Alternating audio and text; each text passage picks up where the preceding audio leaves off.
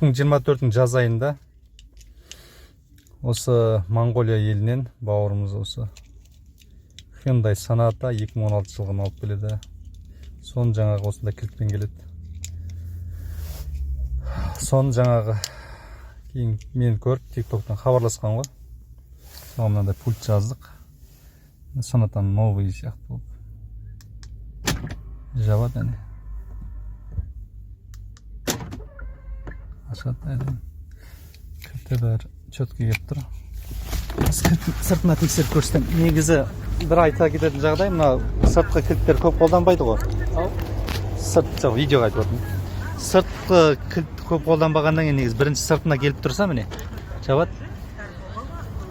Ашады. Ол замок зажиганияға сөзсіз келеді, өйткені ол жерде көп қолданғаннан кейін келеді. Мына жерге тура келсе бұл бәрі четкі, багажнигі бар, еще багажнигінде көріп жүрейін. Осының бәрін қолмен ашып жүрген ғой. Әне, багажник осылай ашылады. Дигермен, Магнум, Мешіт, менің киоск. Осы жерге келіңіздер. Жазылып келіп жатыр адамдар. Өз очередтеріңізді алып келсеңіздер, толық сіздерге көңіл бөліп. Бәрін штатный, өзінің штатный системасына ештеңе жалғамай енгізіп беретін боламын.